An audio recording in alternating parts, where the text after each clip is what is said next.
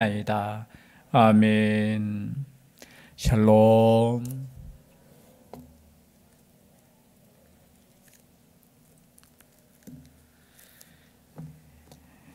하나님께서 주시는 평강에 함께 하시기를 바랍니다. 믿음으로 받으시면은 믿음대로 될 줄 믿습니다. 우리가 이 시간에 주님 전에 나올 수 있는 것도 하나님의 은혜인 줄 믿습니다. 시간이 허락되어야 되고, 또 건강도 허락되어야 되고, 또 직장의 시간도 허락되어야지 이 시간에 나올 수 있습니다. 아멘이시죠? 혹시나 여러분들 마음속에 나는 돈이나 실컷 벌고 그냥 주일만 예배 나올 수 있었으면 좋겠다 하시는 분이 있습니까? 저는 옛날에 어릴 때 그냥 그런 생각 가졌습니다. 그냥 주일 온전히 예배 드릴 수 있도록 주일은 일하지 않았으면 좋겠다. 그리고 또 예배를 드릴 수 있도록 그런 직장을 구했으면 좋겠다. 어릴 때 그런 생각을 가졌습니다. 그런데 그러한 직업은 하나밖에 없더라고요. 목사가 되는 것밖에. 그러나 여러분, 때로는 우리가 수요 예배도 드리고 또 진짜 열심히 쓰신 분들은 또 새벽 기도도 드리시잖아요. 여기 앉아 계시는 분들 보니까 새벽에도 나오시는 분들이고, 또 금요 기도에도 나오시고, 주일은 또 온전히 하루 종일 또 예배 드리고. 근데 이 예배 드리는 것이 복인 줄 우리가 믿기를 소원합니다. 힘들고 귀찮고, 그것보다 여러분, 우리가 여기 와서 함께 하나님 앞에서 쉼을 얻는 게 얼마나 중요합니까? 아니면 여기 이 시간에 혹시 일하고 싶은 분 계십니까? 그래서 이 시간에 나와서 우리가 예배 드릴 수 있는 건강 주시고 시간 주시고 허락해 주신 하나님께 감사하는 마음으로 이 시간을 드렸으면 좋겠습니다. 동일한 마음으로 또 영상으로 예배 드리시는 그곳에도 하나님의 동일한 은혜가 있기를 주의 이름으로 축복합니다. 오늘 말씀에 보면은 공의와 정의를 행하라는 것이 주제입니다. 무엇을 행하라고요? 공의와 정의를 행하라는 것. 오늘 1절의 말씀에도 보니까 왕의 마음이 여호와께 있다고 했습니다. 1절 말씀 제가 다시 한번 읽어드리면요, 왕의 마음이 여호와의 손에 있음이 마치 봇물과 같아서 그가 임의로 인도하시느니라. 왕의 마음도 누구의 손에 있다고요? 바로 여호와의 손에 있다라는 겁니다. 가만히 보면은 왕이 마음대로 하는 것 같지만 왕의 통치하는 그것조차도 하나님의 손에 달려 있다라는 겁니다. 여러분, 우리가 하나님을 잘 믿으면 저는 하나님께서 선한 왕을 베풀어 주실 줄 믿습니다. 그러나 때로는 우리가 믿음 안에 서지 못하면 때로는 하나님께서 악한 왕을 통해서 힘들게 할 수도 있다라는 거죠. 여러분, 애굽의 바로의 왕이 마음이 강팍하게 하신 분도 하나님이십니다. 물론 그것을 신학적으로 엄밀히 따져보면 강팍한 대로 그냥 내버려 두셨다라고 표현할 수도 있겠지만, 하나님께서 얼마든지 그저 회개시킬 수도 있지만 그 죄악이 너무 크기에 하나님께서 심판하시고자 하는 사람에게는 강팍한 마음대로 내버려 두시는 거예요. 그래서 하나님께서는 왕의 마음도 마치 보의 물, 여러분 보 아시죠? 죄송한데 앞에 거는 좀 꺼주시고 뒤에 거 좀 히터를 좀 켜주시면 감사하겠습니다. 보의 물 아시죠? 보의 물이 무슨 뜻인지 아시죠? 예, 우리 농사 짓기 위해서 이렇게 시골에 가면은 못을 이렇게 해서 비가 오거나 또 이렇게 틈날 때마다 물을 이렇게 저장해 두고 또 그것을 농번기 때는 또 이렇게 사용을 하잖아요. 그렇죠? 근데 그 보의 물을 누가 조절합니까? 누가 조절하는지 아셔요? 어디에서 조절하죠? 그 관리하는 아마 그 담당 부서가 있을 겁니다. 제가 청송에 이렇게 한 번은 갔는데 어떤 분이 이게 농사 짓는다고 잠시 이렇게 보에 이거를 수문을 열어놨다가 까먹었는 거예요. 아마 연세 드신 어르신이 잊어버려가 이게 그냥 며칠 만에 이게 물이 다 빠져나가가지고 이게 누가 그랬느냐 하면서 그런 난리를 쳤던 기억이 납니다. 이게. 왜냐하면 보의 물을 이렇게 잠그고 이렇게 열고 해야 되는데 그것처럼 우리 하나님께서 왕의 마음을 열었다가 닫았다 하신다는 거예요. 왕의 마음대로 하는 것 같고, 그리고 영적인 의미로 보면은 우리가 이 땅에서 왕 노릇하잖아요. 우리 스스로가 뭐 하는 것 같지만 여러분, 우리 스스로 하는 것은 하나도 없다라는 겁니다. 제가 서론적으로 말씀드렸듯이 우리가 우리의 마음대로 이 시간에 나왔는 것 같지만 여러분, 하나님께서 허락하시지 않으면 이곳에도 올 수 없다라는 거예요. 우리 마음대로 우리가 밥 먹고 우리 마음대로 회사 다니고 우리 마음대로 그렇게 하는 것 같지만 여러분, 그렇지 않다라는 거예요. 그래서 우리는 하나님의 은혜로 살아가고 있는 겁니다. 왕의 마음도 하나님의 손에 있는 것처럼 우리의 마음도 하나님의 손에 있는 거예요. 그래서 우리의 마음을 누구에게 맡겨야 되느냐 하면 하나님께 맡기셔야 됩니다. 우리의 마음의 모든 것을 하나님께 맡기셔야 돼요. 그런데 때로는 우리는 어떻게 합니까? 내 마음대로 살려고 하잖아요. 내 마음대로.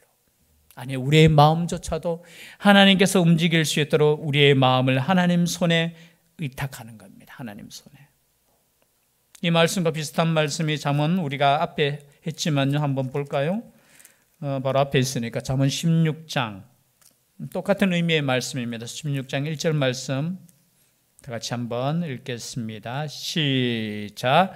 마음의 경영은 사람에게 있어도 말의 응답은 여호와께로부터 나오느니라. 9절 말씀도 한번 볼까요? 16장 9절 시작. 사람이 마음으로 자기의 길을 계획할지라도 그의 걸음을 인도하시는 이는 여호와시니라. 자, 마지막 33절, 16장 33절 말씀 똑같이 함께 읽겠습니다. 시작.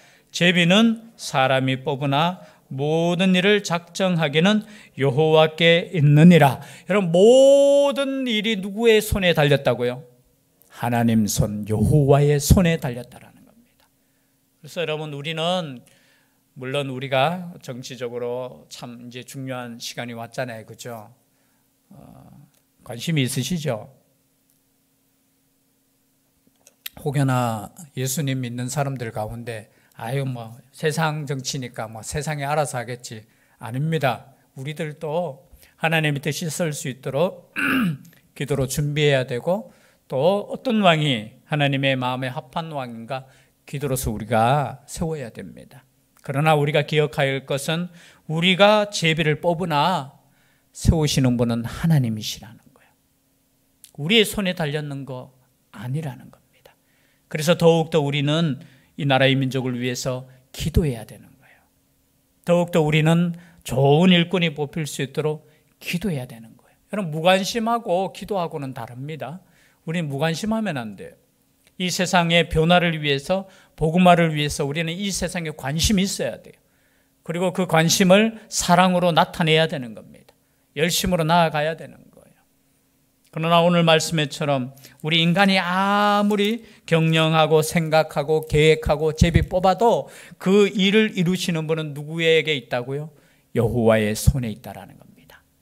그래서 여러분, 우리의 삶 가운데 불평은 있을 수 없습니다. 왜냐하면 하나님께서 인도하시기 때문에 그렇습니다. 그래서 기도하는 사람은 모든 것이 자신의 뜻대로 되지 않을지라도 그것이 하나님의 뜻임을 알고 감사하는 거예요. 그래서 제가 감사하는 마음은 믿음의 삶의 가장 근본이에요. 가장 근본. 감사하지 않는다는 것은 뭡니까? 하나님의 그 역사를 인정하지 않는다는 거예요. 왜 감사하지 않습니까? 그것은 내 뜻대로 안 될 때 우리 감사하지 않잖아요. 그죠? 그러나 여러분, 그것이 내 뜻이 아니라 하나님의 뜻이라고 인정될 때 그것조차도 감사할 수 있는 것이 우리의 믿음이 되어야 된다는 거죠. 오늘 말씀에 보면은 이 마음을 가지고 우리가 정말 이 나라 이 민족을 위해서 기도해야 될 줄 믿습니다. 여호와의 손에 왕의 마음이 있다. 그러면은 그 왕의 마음이 있기 때문에 어떻게 해요? 2절 말씀에 보니까 사람의 행위가 자기 보기에는 모두 정직하여도 여호와는 마음을 감찰하시느니라. 똑같이 또 마음이 나와요. 지금 1절에도 왕의 마음이 나오고 2절에도 마음이 나와요. 이 마음은 레브라는 단어예요. 외우기 쉽게 영어로 러브 하잖아요. 러브. 그냥 러브를 그냥 레브라고 생각하면 그냥 마음의 모양이 사랑의 모양 같다 이렇게 생각하면 될 것 같아요. 이 마음을 그죠? 하나님께서 감찰하신다는 거예요. 그래서 하나님 보시기에 자기 보기에는 어떻게 보면은 행위가 정직한 것 같아요. 우리가 가끔 그러잖아요. 다른 사람을 비판할 때 그 비판의 그 마음의 근본은 뭐예요? 나는 아니다라고 생각하잖아요. 신약 성경에도 보면은 네 눈 속에 들보가 있음에도 불구하고 이 들보가 보이지 않고 자기 눈에 있는 들보가 보이지 않고 다른 사람에 있는 티가 보인다는 거예요. 다른 사람의 티를 보는 그 마음이 어떤 마음이냐? 오늘 마음처럼 자기 보기에는 자기 행위가 다 정직하게 보여요. 그러나 하나님이 보실 때는 그 마음을 감찰하신다는 것은 저울에 단다는 뜻이거든요. 저울에 달면은 우리가 하나님 앞에서 어떻게 해요? 정직할 수 없다라는 거예요. 제가 설교 시간 때마다 말씀드리지만 저의 마음을 만약에 이 영상으로 다 오늘 하루 있었던 그 마음을 다 영상으로 이렇게 돌린다면은 여러분 제가 부끄러워서 설교할 수 있겠습니까? 혹여나 여러분 마음을 그냥 영상으로 이렇게 한번 더 돌리고 아니면 여러분 심령 속에서 했던 말들을 그냥 그대로 이렇게 혹시나 표현된다면은 여러분 부끄러워서 살 수 있겠습니까? 그런데 우리는 얼마나 뻔뻔해요. 우리는 얼마나 뻔뻔해요. 우린 정직할 수 없어요. 그럼 제가 설교를 듣다가 재밌는 예화를 들었는데요. 어떤 교회에 이제 은사 이제 병 고치는 은사 목사님께서 부흥회를 이제 인도하시면서 이제 기도를 해주시는데 어느 한 번 이제 집사님인지 제가 스쳐 지나가면서 들어가 집사님인지 모르겠지만 직분자겠죠.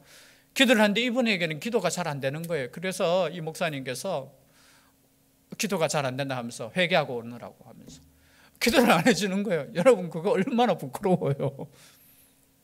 그래가지고 가서 막 나름대로 막 기도 열심히 해가지고 다시 와가지고 기도 받는데 제가 같으면 기도 안 받고 집에 가겠습니다. 시험 들어가지고.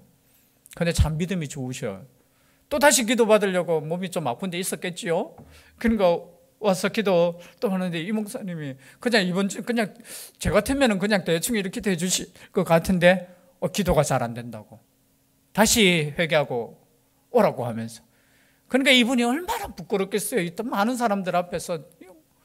그런데 생각을 해봐도 앉아서 막 회개할 걸 생각을 해봐도 회개할 게 없더라는 거예요. 여러분 그게 제일 힘든 거 아닙니까? 아니 회개하라 하는데 회개할 게 없을 때. 근데 순간 두 번째 그 말을 듣고 딱 서는데 생각이 반짝 나는데 뭐가 나느냐면 얼마 전에 교회 행사하는데 자신은 땀을 펄펄 흘리면서 행사 가운데 이제 그 목사님께 이제 뭔가를 이제 과일을 갖다 드리라고 이렇게 자기가 이제 과일을 깎아 그게 했겠죠. 근데 깎아 가지고 가면서 이런 생각을 했다는 거예요. 나는 이렇게 열심히 땀 흘리면서 일하는데 목사님은 땀도 안 흘리고 일도 안 하고 이 과일이 너무 많다 하면서 포크로 그 과일을 자기가 몇 개 이렇게 찍어 먹었다는 거예요. 그런데 그때 마침 그게 생각났다는 거예요. 그래서 하나님 제가 죄송합니다. 제가 잘못했습니다. 제가 함부로 판단하고 제가 그렇게 했습니다. 라는 그 순간에 갑자기 이 강사 목사님께서 집사님 오세요 됐습니다 하면서. 그래서 자신이 그런 간증을 하나님께서 나는 우리가 이런 게 죄라고 생각 안 하잖아요. 다른 사람 생각하고 판단하고 혹시나 여러분 자기 남편 이렇게 쉽게 판단하고 자기 아내 쉽게 판단하고 자기 자녀 쉽게 판단하고 그리고 함부로 이야기하고 함부로 하는 거 그거 죄라고 생각합니까? 당연하다고 생각하잖아요 때로는. 그러나 여러분 이런 마음들은 하나님께서 감찰하실 때 다 죄예요. 죄라는 거예요.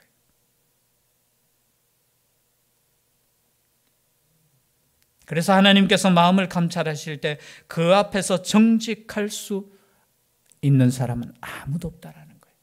그렇다면 그 마음을 우리가 안다면 우린 겸손할 수밖에 없는 거예요. 여러분 그렇게 살지 못한다고 좌절하거나 그런 뜻이 아니고요. 그렇기 때문에 우리는 겸손할 수밖에 없어요. 누구 앞에서든지 우리는 겸손해요. 그런데 어떻게 됩니까? 4절 말씀부터 먼저 보면요, 눈이 높은 것과 마음이 교만한 것과 악인이 형통한 것은 다 죄니라. 하나님 보실 때 눈이 높은 거, 이 눈이 높다라는 것은 뭡니까? 교만하다는 뜻이에요. 눈이 높다. 눈위치가 높이 달렸는 거 아니고 눈이 높은 곳에 있다라는 거예요. 여러분, 우리의 눈은 어디에 있어야 됩니까?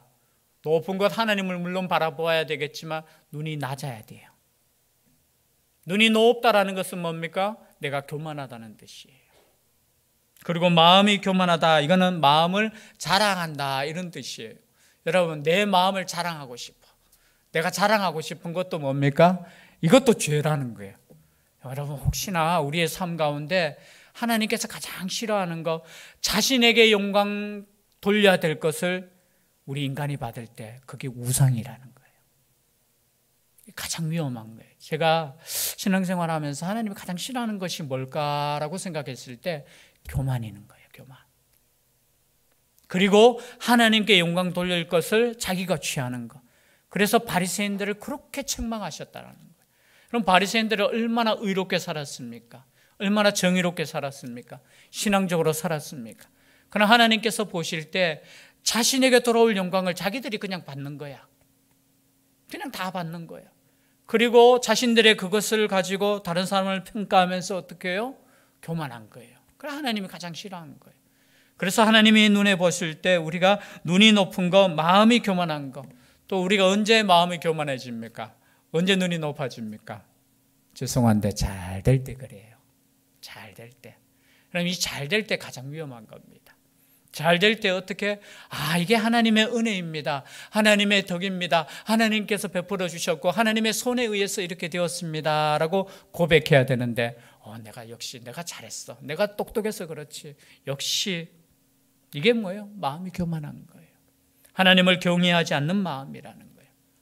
그뿐만이 아니라 악인이 형통한 것도 죄입니다. 오늘 말씀해 보니까 악인이 형통한 것, 여기서 악인이라는 것은 하나님을 경외하지 않는 사람이 형통한 것도 뭐라고요? 죄라는 거예요. 여러분, 악인이 형통한 것 부러워하지 마십시오. 성경에도 그렇게 나와 있죠. 시편 성경에 보면은 악인이 형통한 것을 부러워하지 말라. 왜냐하면 그들은 속히 풀과 같이 배임을 당할 것이라는 겁니다. 그런데 혹여나 예수 그리스도를 믿으면서도 하나님을 믿으시면서도 악인의 형통함을 부러워하는 우리의 모습을 간혹 보는 겁니다. 그렇지 않습니까? 여러분, 때로는 우리가 땀 흘려 이득을 취하는 것은 참 하나님께서 주시는 공의로운 재물이지만 우리가 땀을 흘리지 않고 취하는 것은 그 공의로운 재물이 아닙니다. 운이 좋은 것도 아니에요. 그거 별로 감사할 것도 아니에요. 그런데 때로는 그렇지 않습니까? 남들 보면은 이렇게 보면은 야, 저 사람은 그냥 수고하지 않는 것 같은데 야, 내보다 더 잘 돼. 여러분, 그거 부러워하지 마십시오. 우리가 수고한 만큼 하나님께서 주시는 만큼 우리가 살아가는 것이 진정한 복이라는 것이죠. 그렇다면 우리는 어떻게 살아야 됩니까? 3절 말씀 다 같이 읽겠습니다. 시작. 다 같이 읽겠습니다. 시작.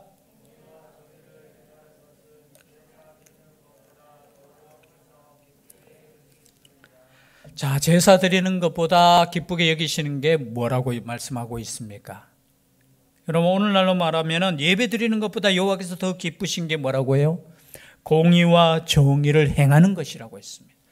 물론 여기서 예배를 무시하는 거 아니죠. 제사를 무시하는 거 아닙니다.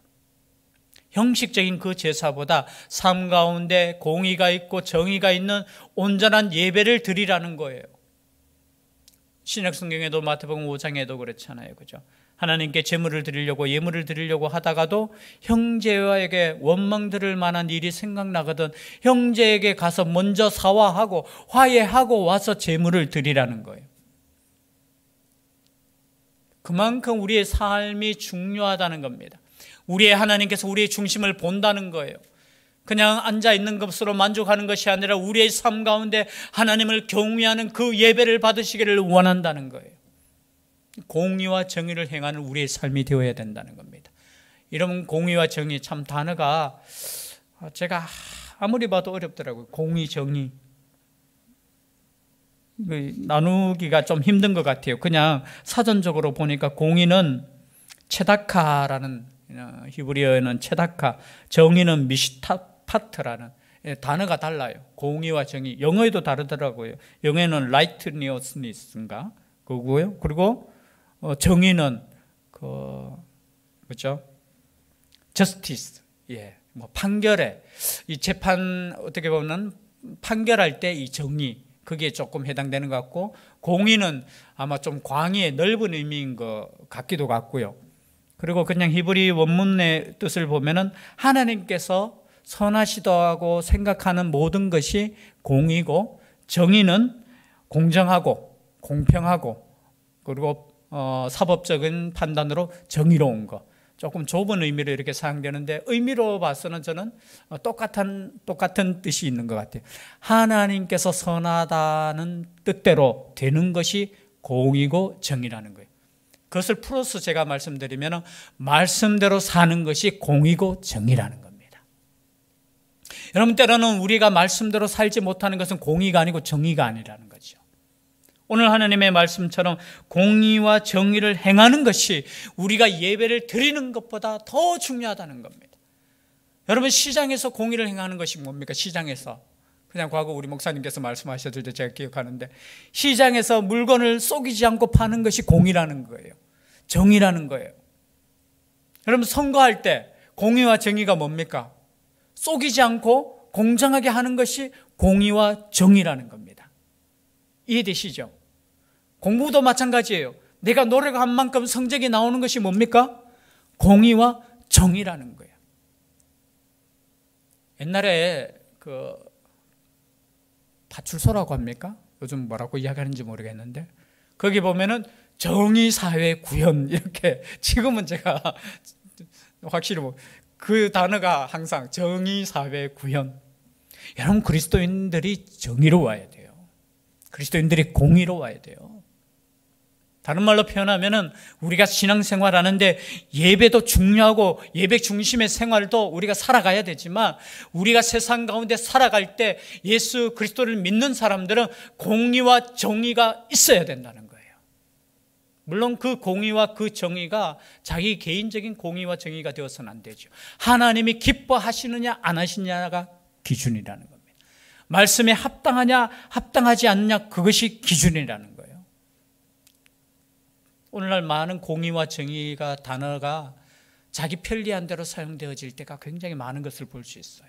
그냥 사회적인 현상으로 그냥 사람들이 공의를 주장하고 사람들이 정의를 주장하지만, 그 공의와 정의 속에 자기 주장이에요. 자기 주장. 그러나 하나님 보실 때, 중심을 보시는 하나님이 보실 때 공의와 정의가 있어야 되는 겁니다. 성경은 이것뿐만이 아니라 여러 군데에서 이 공의와 정의에 대해서 말씀하고 있습니다.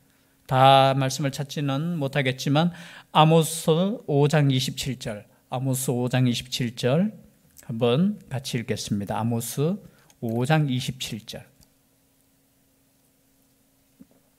함께 봉독하도록 하겠습니다. 시작.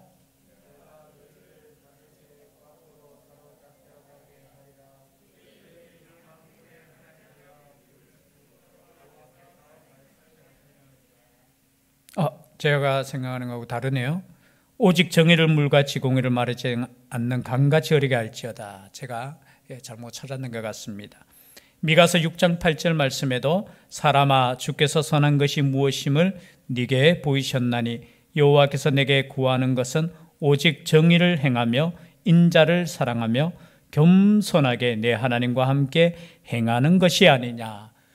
구약 성경에도 이스라엘 백성, 유다 백성을 말씀하실 때 공의와 정의가 없다라는 거예요. 여러분, 그 당시에도 예배가 있었습니다. 제사가 있었습니다. 그러나 동시에 무엇이 있었느냐면 우상에게도 제사했다라는 거예요. 그리고 사회적으로 보면은 강한 자가 약자를 강탈하고 강포하고 그렇게 했다라는 거예요. 그래서 하나님께서 그것을 심판하시면서 하시는 말씀이 공의를 행하라, 정의를 물같이 흐르게 하라는 거예요. 여러분, 이 땅 가운데 공의와 정의가 물같이 흐르게 되기를 기도하셔야 됩니다. 다른 것을 위해서 기도하는 것도 중요하지만 이 땅 가운데 공의가, 하나님의 공의가, 하나님의 정의가 흐를 수 있도록 기도하셔야 된다는 거예요. 그러면 공의와 정의가 흐르는 그 삶이 어떠한 삶인가? 5절 말씀에 보면 나와 있습니다. 5절 말씀 다 같이 읽겠습니다. 21장 5절 시작. 부지런한 자의 경영은 풍부함에 이를 것이나 조급한 자는 궁핍함에 이를 따름이니라. 여러분, 경영함에 있어서 부지런함이 공이라는 거예요. 다른 말로 표현하면은 조급한 마음, 그 밑에는 어떤 단어로 표현하느냐 하면 6절 말씀에는 속이는 말로 재물을 모으는 것, 이렇게 되어 있어요. 여러분, 조급하면 어떻게 됩니까? 자꾸 편법을 쓰잖아요. 그렇지 않습니까? 조급하면은 빨리 어떻게 돈을 많이 벌기 위해서 자꾸 편법을 쓰고 불법을 행하고 또 속이게 되는 거예요. 그것이 정의롭지 못하고 공의롭지 못한 삶이라는 겁니다. 그래서 부지런한 자가 누구냐? 여러분, 예수 그리스도를 믿는 공의로운 사람, 정의로운 사람의 삶이라는 거예요. 그래서 우리의 삶 가운데 속이는 말로 재물을 모으는 것은 죽음을 구하는 것이라 곧 불려다니는 앙견이라 라고 말씀하고 있습니다. 여러분, 우리의 삶 가운데 이처럼 하나님께서 주시는 공의와 정의로 살아갈 때 우리 하나님께서 이 땅을 복 주실 겁니다. 그러나 여러분, 우리의 삶 가운데 작은 것 하나, 우리가 큰 거 다른 사람 손가락질 하기 이전에 우리의 삶을 통해서 나의 삶은 정의로운가? 나의 삶은 하나님의 말씀에 합당하고 하나님이 기뻐하시는 삶을 살고 있는가? 또 한번 돌아보시면서 나의 삶이 오직 공의와 정의로, 또 나의 마음이 하나님의 손에 달려 있음을 고백하며 하나님 손에 맡길 수 있는 우리의 삶이 될 수 있기를 주의 이름으로 축복합니다. 기도드리겠습니다. 사랑의 하나님, 감사드립니다. 하나님께서 우리를 사랑하여 주시고 함께하여 주셔서 오늘도 우리가 짧은 시간이지만 하나님의 말씀을 함께 들을 수 있도록 인도하여 주시니 감사드립니다. 우리의 삶 가운데 오직 정의가 흐르게 하여 주시고 공의의 삶을 위해 우리가 힘쓰며 애쓰며 우리의 마음을 온전히 하나님께 드릴 수 있도록 인도하여 주시옵소서. 이 나라의 민족도 하나님께서 불쌍히 여겨주시고 교만한 땅 되지 않게 하여 주시고 겸손하게 하나님을 경외할 수 있는 이 땅 되게 하여 주시옵소서. 함께하여 주시기를 간절히 원하옵고 예수님 이름으로 기도드리옵나이다.